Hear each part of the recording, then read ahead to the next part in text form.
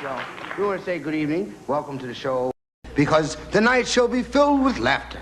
Our guests this evening are Tim Conway, Stiller and Anne Meara, and if it's soul cookies you're after, we have Aretha Franklin.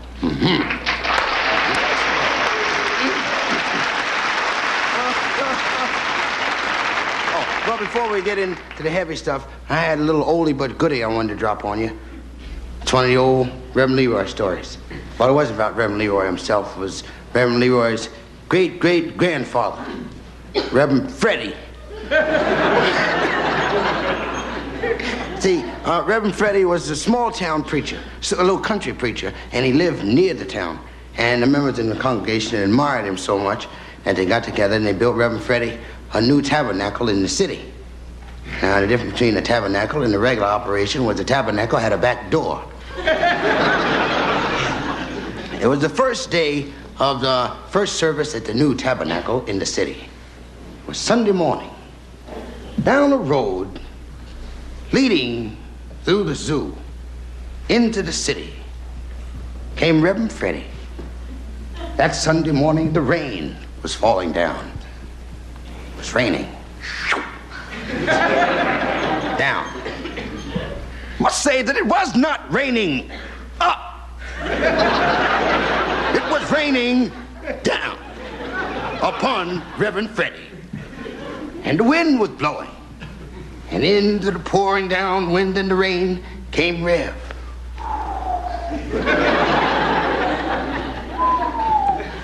As he walked through the zoo, standing there in a cage behind the bars, looking out betwixt the bars, was a gorilla. There was a sign below the cage that said, "Beware of the gorilla." It said, "Do not feed the gorilla." That's what the sign said below. It said, G-O-Rilla. Gorilla. Rev must have had some rain in his eye at the time. He thought the gorilla was a soul brother who had gotten busted.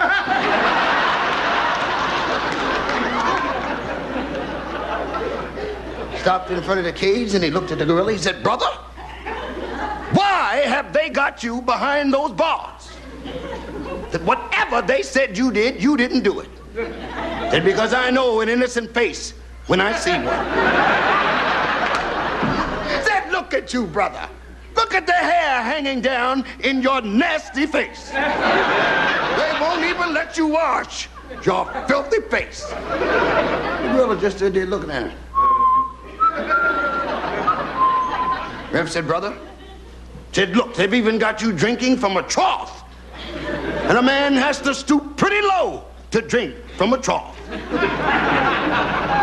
Said, "Brother, this shall not pass, because I shall go down to the tabernacle and I shall get the members to get together and we shall send a petition straight up to the president. We're going to do something about this, brother." The brother just stood there looking at him. Rev said, "Brother, all I have is $1, this raincoat, and a pack of chewing gum. But you can have that." And he walked over and he extended his hand between the bars and dropped the items. He didn't lay the item, he dropped the items. And he extended his hand, which the gorilla clasped gently. Rev said, "Brother, I'll see you in a little while." He went to pull back. Heard a knuckle pop. Rev said, "Brother, did I not say that I would see you in a little while?"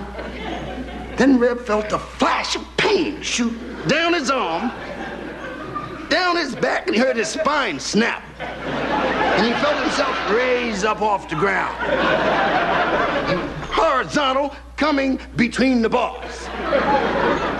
To be more explicit, what had happened was the gorilla had snatched him between the bars. Broke both shoulder blades getting him in there, too. Very skinny preacher, very skinny. And the gorilla cut Rev's head in one paw. Then he raised that other 75-pound mass of hair-covered knuckle. And rain blows upon Rev's mouth. It cannot definitely be stated, but there was some word later on mentioned that the gorilla had made a couple unnecessary remarks about Rev's parents during the course. Rev said, brother, can't we talk about this? Did I say something wrong? The gorilla turned him upside down, took him by the neck, had a handful of the man's neck. A handful of his neck. Friends, has anyone ever had a handful of your neck? Doesn't leave too much neck. I mean, like for breathing and stuff like that. The gorilla took him like a popsicle by the neck and beat him off the side of the cage. Knocked him up and down, and he spun him around, slanted and jumped up and down on him, then picked him up and flung him back out between the bars. But Rev was cool. Rev got up, brushed off his clothes, got himself straightened out, took out his natural comb, and did his thing, spit out a couple of loose teeth. Then he stood about 10 feet back from the cage, and he said, brother, and the gorilla. Rev said, yes, I'm talking to you. He said, whatever they said you did it.